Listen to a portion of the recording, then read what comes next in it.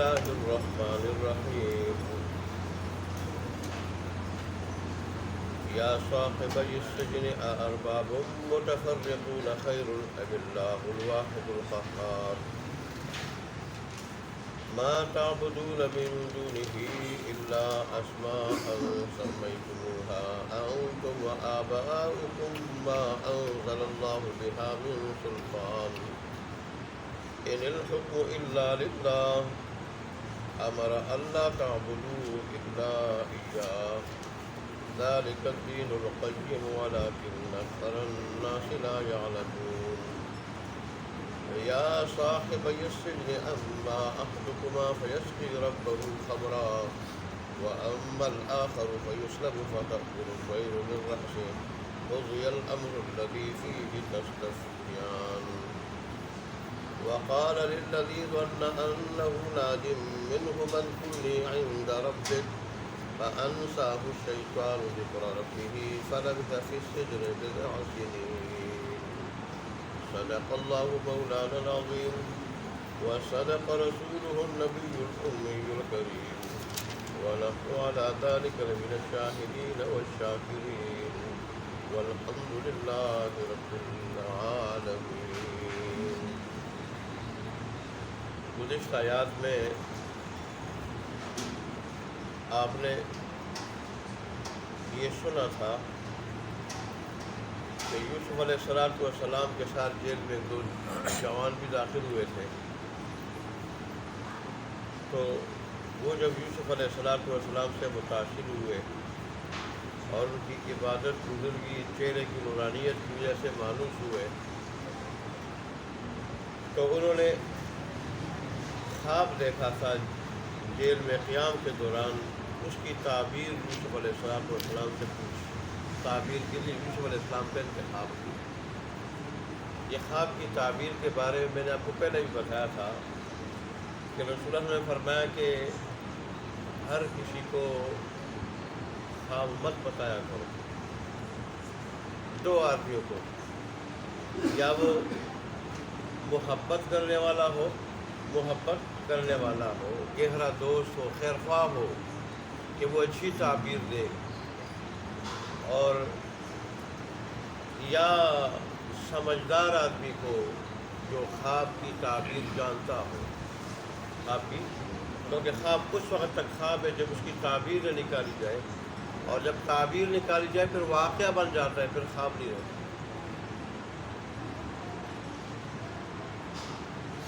اس لیے انہوں نے بھی انتخاب کیا خواب کی تعبیر میں یوسف علیہ السلام کہ ہر کسی کو خواب وہ بتانے کی چیز نہیں. اگرچہ غیر مسلم تھے لیکن پھر بھی خواب کی تعبیر کے لیے ایک نیک قابل اعتماد آدمی کا کیا کیا. اور آج کل مسلمان نے بس ہر کسی کے سامنے میدان کو یہ خواب دیکھا. یہ خواب عورتوں کو اور مرد مردوں کو. تو جو محب ہو یا سمجھدار ہو، خواب کی تعبیر جانتا ہو تو اس کو بتانا چاہیے. بہرحال انہوں نے خواب دیکھا تھا، وہ بتا دیا. ایک نے کہا تھا کہ میں دیکھ رہا ہوں میں بادشاہ کے لیے شراب نہ چھوڑ رہا ہوں. دوسرے کا میں دیکھ رہا ہوں کہ میرے سر پہ روٹیوں کی جو ہے ٹوکری پڑی ہوئی ہے اور اس سے پرندے نوچ کے ٹکڑے کھا رہے ہیں روٹی کے. تو یوسف علیہ السلام نے موقع غنیمت جانا اور وہاں دعوت و تبلیغ سے کام لیا. جیسے جماعت والے ساتھی موقع بحال کو دیکھ کے دعوت شروع کر دیتے ہیں، تو ایسے ہی انہوں نے بھی موقع جانا اور ان کو دعوت دی. کس کی طرف؟ اللہ کی وحدانیت کی طرف آنے کی، کفر شرک سے باز رہنے کی. یہ دعوت دی طرف. اور علماء نے کہا کہ یہ مسلمانوں کا فرض ہے کہ جہاں بھی وہ دیکھے کہ اب مجھے اپنے دین کی دعوت، اور خاص کر کافر مشرک اگر لوگ ہیں، اللہ کی وحدانیت اور شرک کی مذمت کا موقع مجھے مل رہا ہے تو دعوت دینی چاہیے. یہ جو ہندوستان میں دین پھیلا، الجزائر میں ہندوستان تک، اور پھر خاص کر بمبئی میں بعض جن شہروں میں ہندوستان کے مسلمان زیادہ ہیں، یہ ویسے زیادہ نہیں ہے پہلی صدی کے جو مسلمان تھے عرب، وہ جب تجارت کے لیے آتے تھے تو تجارت کا دوسرا درجہ ہوتا تھا، پہلا درجہ ہوتا تھا اللہ کے دین کی طرف بلانے کا، تبلیغ کا۔ یونی کی تبلیغ کا ثمرہ ہے کہ ہندوستان کے ان صوبوں میں مسلمان زیادہ ہیں، بلکہ وہ تو دنیا میں جہاں کہیں گئے، مراکش اور الجزائر اور جہاں جہاں گئے، افریقہ تک، وہاں انہوں نے پہلا ذمہ اور فریضہ اپنا سمجھا کس کو؟ تبلیغ دین کو، اور دوسرا پھر تجارت کو، اور یہ مسلمان کا فریضہ ہے۔ لیکن جب وہ خود اسلام کا مکمل نمونہ نہیں تو دوسروں کو کیسے بلائے گا؟ وہ تو وہی بلا سکتا ہے جو خود نمونہ ہو۔ ایک آدمی خود اس کا 5 فٹ کا قد وہ شریعت کے مطابق نہیں، نہ اس کا حلیہ، نہ اس کا لباس، اور پھر اس کے معاملات بھی، پھر اس کے اخلاق بھی، پھر اس کے لین دین بھی، پھر خود وہ شراب سے نہ بچتا ہو، زنا سے نہ بچتا ہو، گناہوں سے نہ بچتا ہو، اعلانیہ گناہ کرتا ہو، تو اوروں کے لیے کیا نمونہ بنے گا؟ اوروں کو کیا پھر دین کی طرف بلائے گا؟ اس کے لیے ضروری ہے کہ پہلا آدمی خود نمونہ بن جائے اور پھر اوروں کو دین کی طرف بلائے۔ یہ مسلمان کی ذمہ داری ہے، اللہ اس کے بارے میں پوچھے گا مسلمان سے۔ آج کل لوگ یہ سمجھتے ہیں کہ تبلیغی جماعت جو کام کر رہی ہے وہ کافی ہے، وہ تو 1% بھی نہیں ہے، 1% بھی نہیں، اور پھر ظاہر ہے اس میں علماء بہت کم ہے، علماء بہت کم ہے۔ تو ہم سب مسلمانوں کا فرض ہے کہ جہاں کہیں عالم غیر عالم، جہاں کہیں ہمیں ایسا موقع ملے تو ہم اللہ تبارک و تعالیٰ کی دعوت دیں، پہلے خود ماڈل بن کے، خود نمونہ بن کے اس کے لیے۔ یوسف علیہ السلام نے بھی دیکھا، اب ان کے واقعے سے علماء نے یہ مسائل اخذ کیے ہیں۔ اللہ جزائے خیر دے دے ان علماء کرام کو کہ انہوں نے کیا کچھ ہمارے سامنے دین کا نہیں پیش کیا ہے۔ اپنی زندگیوں کو کھپانے کے بعد، مختلف مشقتیں اٹھانے کے بعد، پہلے زمانے میں تو علم سے ایسے نہیں حاصل کیا جاتا تھا کہ شہر میں کئی ایک شہر میں کئی مدرسے ہو، اور پھر وہاں جو ہے وہ کھانا پینا اور ساری سہولتیں اور ضرورتیں مدرسے کے اندر ملتی ہوں۔ ایسا علم نہیں حاصل کیا جاتا تھا۔ اس کے لیے کوئی 40,000 میل کا، کوئی 10,000 میل کا، کوئی 4,000 میل کا، یہ جو ہے دور و دراز کے سفر کرتے تھے، دور و دراز کے ملکوں پہ جو ہے نا وہ سفر کرتے، اور پیدل، زیادہ تر پیدل ہوتے تھے۔ پھر راستے میں جو ہے نا وہ ٹھہرنے کی جگہ، ہوٹل، یہ چیزیں نہیں تھی، سرائے وغیرہ یہ چیزیں نہیں تھی۔ بس جنگل میں کہیں رات آ گئی، کہیں دن آ گیا، کہیں کھانے پینے کی چیز ملی، کہیں نہیں ملی۔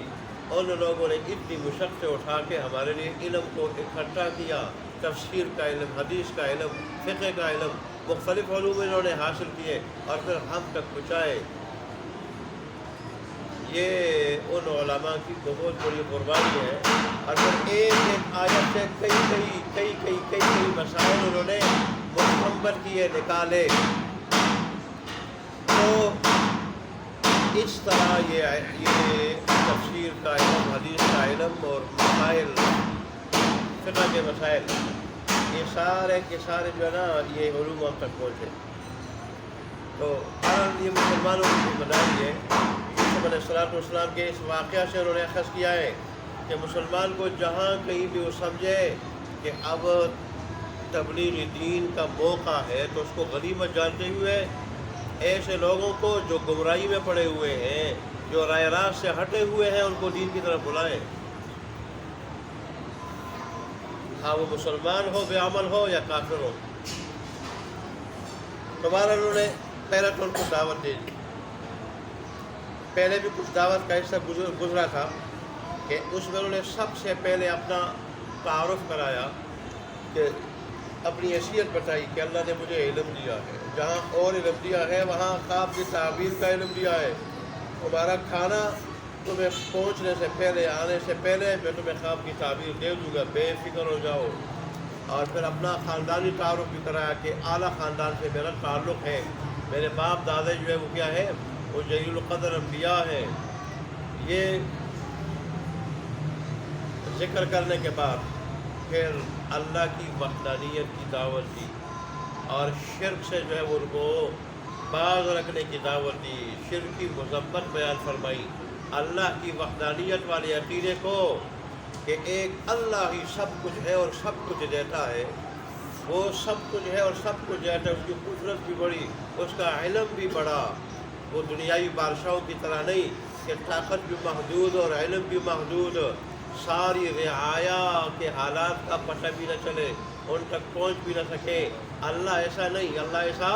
نہیں، وہ تو اس کی طاقت بھی بہت بڑی ہے، لامتناہی ہے، اس کا علم بھی لامحدود ہے، اس کو ساری کی ساری مخلوق کی ضروریات کا بھی علم ہے، حالات کا بھی علم ہے، اور پھر سب کی ضروریات پوری کرنے کی قدرت اور طاقت بھی رکھتا ہے۔ یہ جو تم لوگوں نے مختلف معبود بنا رکھے ہیں،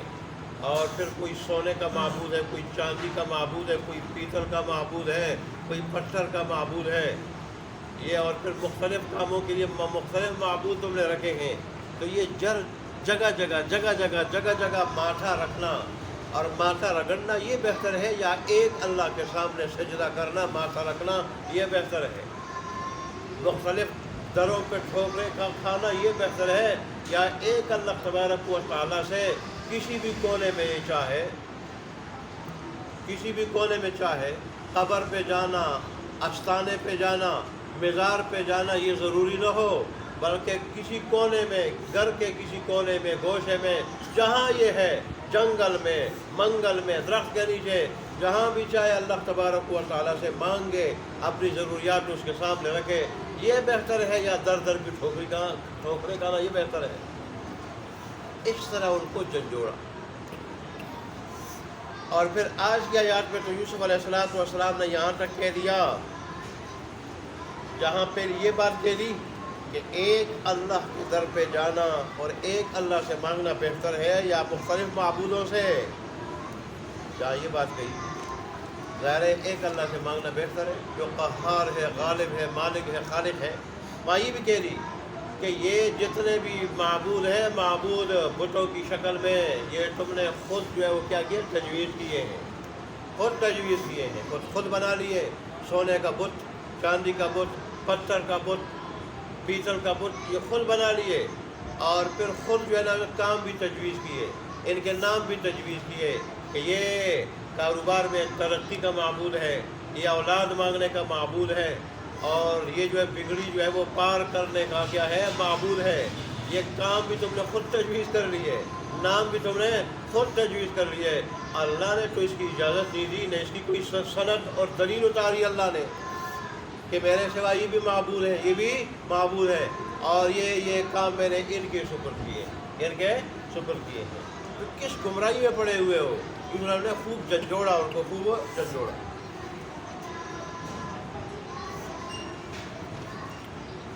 اور پھر یہ بھی ان کو فرمایا ان الحکم الا للہ، حکومت صرف اللہ کی ہے، حکم صرف اللہ کا چلتا ہے، یہ کچھ نہیں کر سکتے، نہ بگڑی بنا سکتے ہیں، نہ اولاد دے سکتے ہیں، نہ کاروبار میں ترقی دے سکتے ہیں، نہ کوئی اور ضرورت پوری کر سکتے ہیں۔ حکم سارا کا سارا اللہ کا چلتا ہے، اسی کے پاس ہے، اختیار اسی کے پاس ہے، اسی نے یہ کسی کو دیا نہیں ہے۔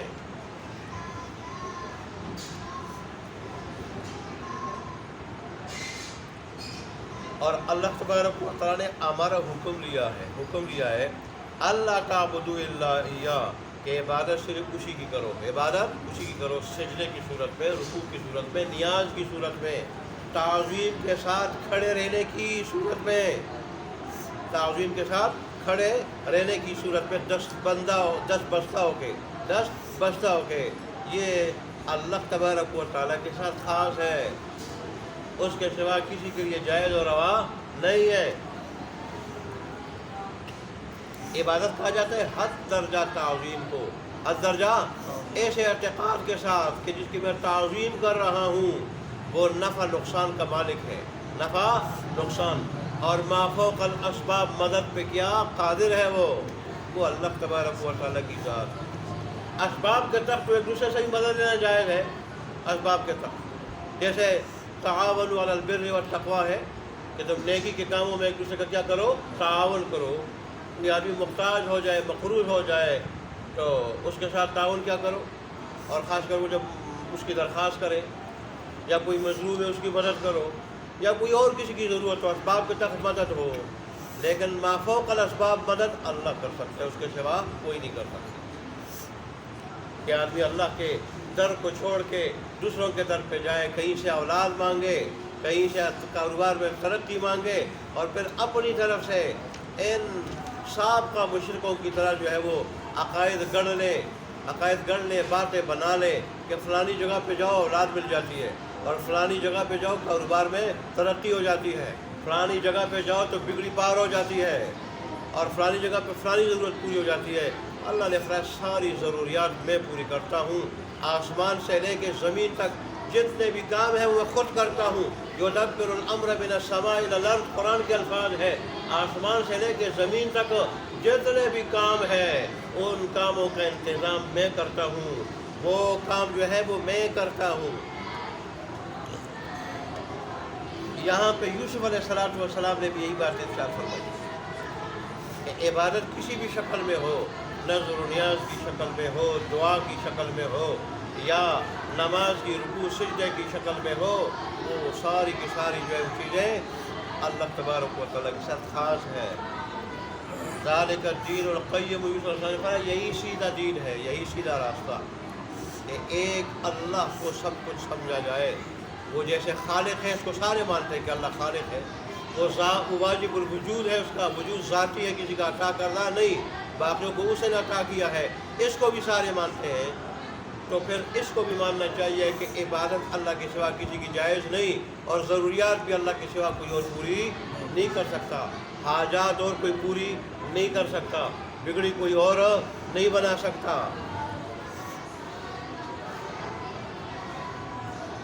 ولیکن اکثر الناس لا یعلمون، لیکن اکثر لوگ اس بات کو جانتے نہیں ہیں، اور وہ شرک میں مبتلا ہو جاتے ہیں، شرک میں مبتلا ہو جاتے ہیں۔ اللہ اکبر۔ جیسے سابقہ قوم شعیب علیہ السلام کی قوم، حود علیہ السلام کی قوم، انہوں نے مختلف، نوح علیہ السلام کی قوم، انہوں نے مختلف معبود بنا رکھے تھے، اور ایسے ہی مکہ والوں کے 360 بت مکہ کعبہ کے اندر اور باہر ارد گرد دیواروں پہ تو مشہور ہے کہ 360 بتوں سے وہ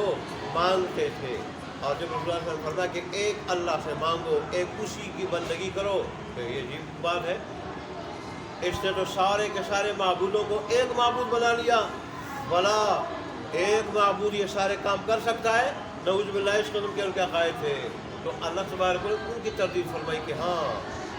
جیسے تمہارا خالق میرے سوا کوئی نہیں، تمہیں وجود دینے والا میرے سوا کوئی نہیں، تو میں اس طرح تمہاری ضروریات میرے سوا پوری کرنے والا کوئی نہیں، تمہاری مشکلات میرے سوا دور کرنے والا کوئی نہیں، مشکل کشا میری ذات ہے۔ وَإِذَا مَسَّكُمُ الضُّرُّ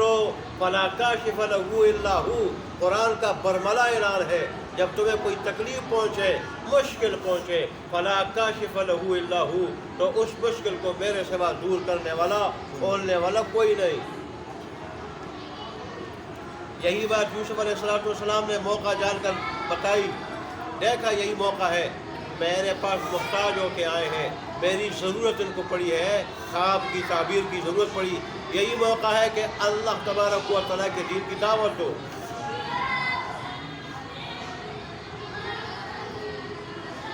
یہ بات کہہ رہی،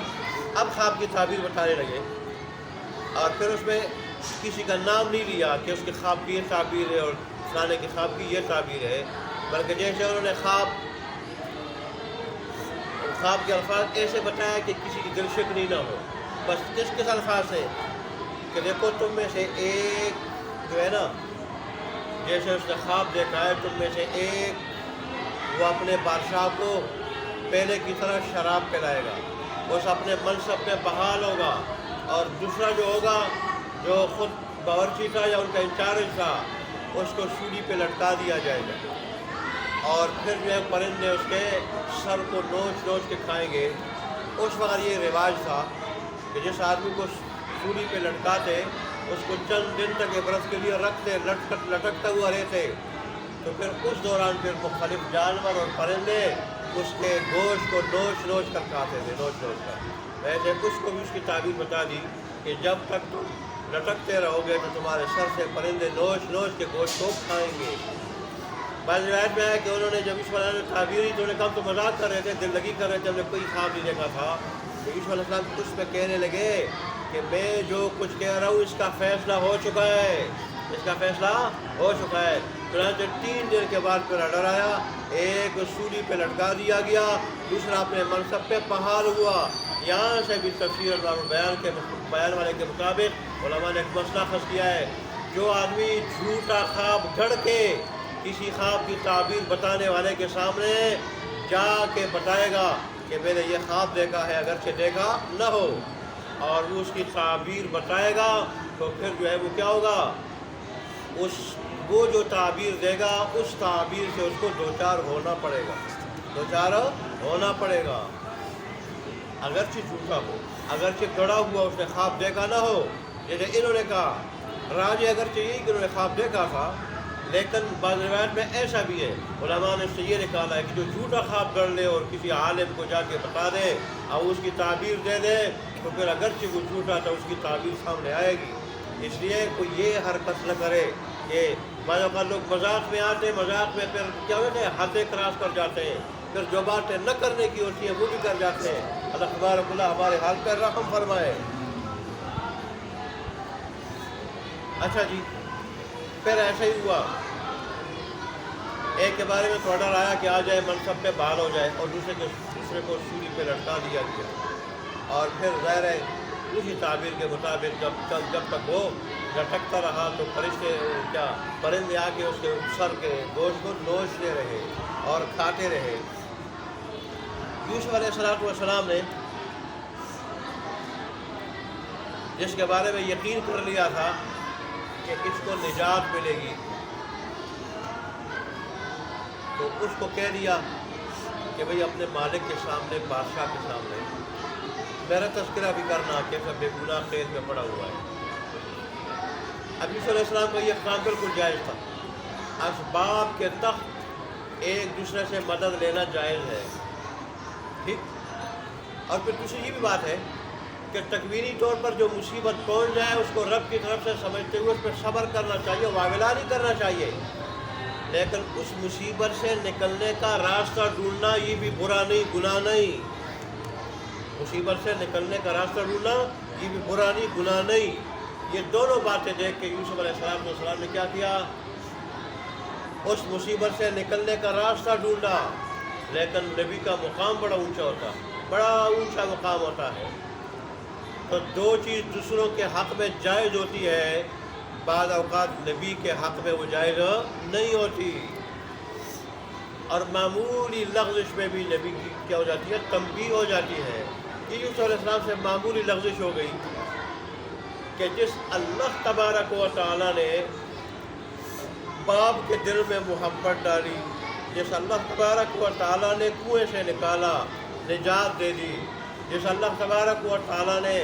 عزیز مصر کے دل میں محبت ڈالی،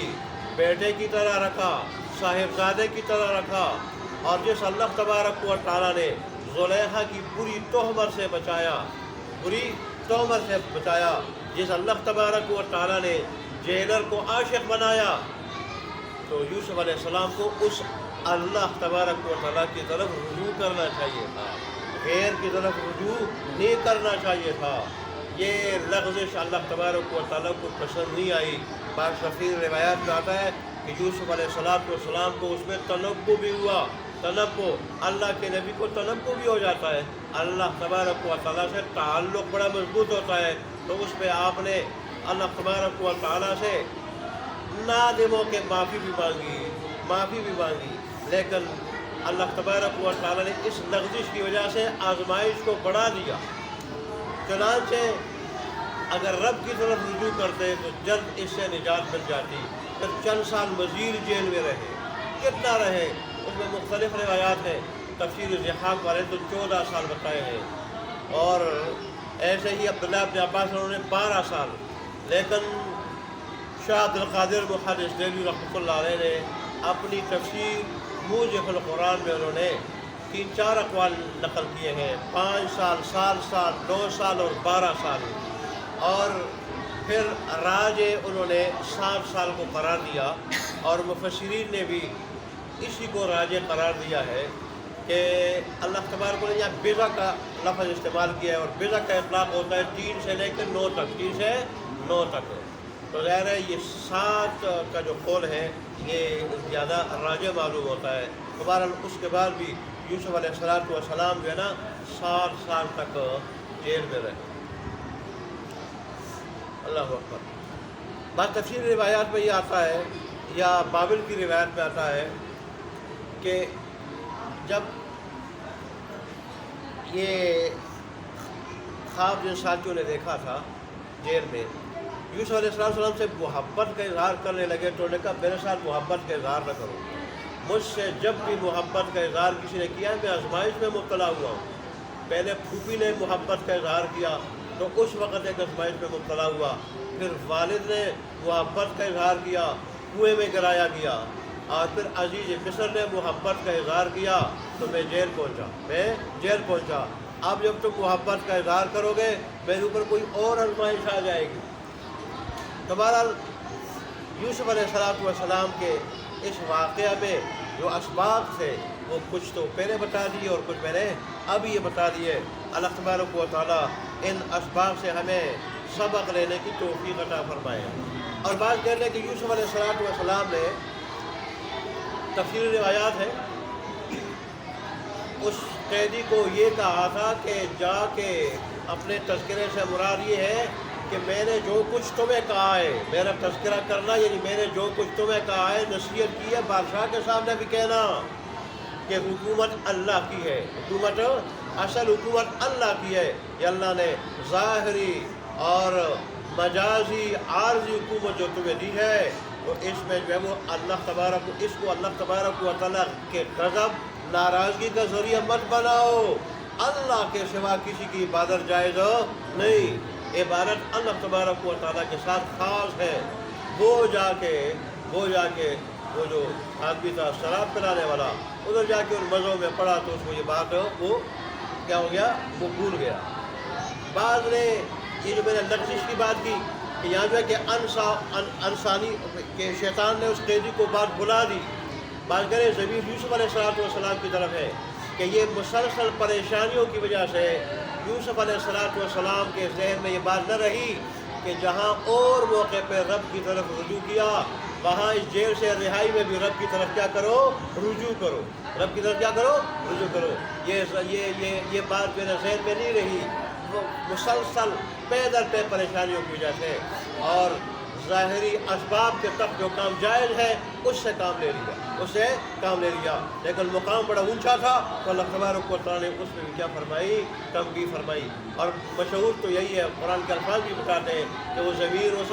قیدی کی طرف ہے کہ یوسف علیہ السلام نے جو ڈیوٹی لگائی تھی بادشاہ کے سامنے میرا تذکرہ کرنا وہ بھول گیا، شیطان نے اس کو کیا کر دیا، بلا دیا. اب دیکھیں سارے کے سارے افعال اعمال کا خالق اللہ ہے اور اسی کی چاہت کے مطابق انسان سے اعمال سرزد ہوتے ہیں. اگرچہ اللہ نے اختیار بھی دیا ہے، عقل بھی دی ہے، لیکن اللہ والے ہمیشہ برے کاموں بری چیزوں کی نسبت رب کی طرف نہیں کرتے بلکہ شیطان کی طرف کرتے ہیں، اور یا اپنی طرف کرتے ہیں. اچھے افعال کی نسبت اللہ کی طرف کرتے ہیں. ابراہیم علیہ السلام نے کیا فرمایا، وَإِذَا مَرِضْتُ فَهُوَ يَشْفِينِ. جب میں بیمار ہوتا ہوں، جب میں اللہ کی بیماری بھیجنے والا اللہ ہے، جب میں بیمار ہوتا ہوں فَهُوَ يَشْفِينِ، وہ مجھے شفا دیتا ہے. اور موسیٰ علیہ السلام کے واقعہ میں غلام کو کہا تھا جب مچھلی بھنی ہوئی مچھلی یہ صحیح سالم بن کے چلانگ لگا لے پانی میں ہمارے استعمال سے پہلے، کھانے سے پہلے، تو سمجھ جاؤ یہ ہمارے بین ملاقات کی جگہ ہے. خضر علیہ السلام سے چلانگ لگائی مچھلی نے، غلام یوشع بن نون بھول گئے. آگے جب نکلے اپنے مقصودی جگہ سے پھر تھکاوٹ محسوس کی تو کہا کہ مچھلی لیا کھا لے گا. تھکاوٹ محسوس ہو گئی، اب تھک گئے، اس سفر نے ہمیں تھکا دیا. اس پہ یوشع بن نون کیا کہنے لگے، مچھلی تو اس نے وہ پیچھے پتھر کے پاس جہاں ہم آرام کے لیے راحت کے لیے بیٹھے تھے وہاں چلانگ لگائی تھی پانی میں، لیکن مجھے شیطان نے بلا دیا تھا. آپ کو بتانا اب بلانے کی نسبت بھی کس طرف ہے، شیطان کی طرف ہے. اور اصل بات بھی یہی ہے، شیطان خوش ہوتا ہے جب انسان کوئی برائی کا ارتکاب کرتا ہے، برائی کا، یا نیکی سے محروم ہوتا ہے، نیکی سے حدیث شریف میں آتا ہے کہ عورت جب اس کو کپڑے ہوتے ہیں اور نماز سے محروم ہوتی ہے، شیطان اس پہ بڑا خوش ہوتا ہے اور اس کے دل میں وسوسے ڈالتا ہے، ایسی اور کوئی بیماری کہ جس سے آدمی عبادت سے محروم ہو جائے تو شیطان بڑا خوش ہوتا ہے اور وسوسے ڈالتا ہے. تو اس لیے بھی شیطان کی طرف جو ہے وہ نسبت کی، لیکن ہمیشہ ایسے کاموں کی نسبت اللہ والے شیطان کی طرف کرتے ہیں اور نیک کاموں کی نسبت اللہ کی طرف. یہ تعلیمات ہے کہ اللہ تبارک و تعالیٰ کی بے ادبی نہ ہو جائے.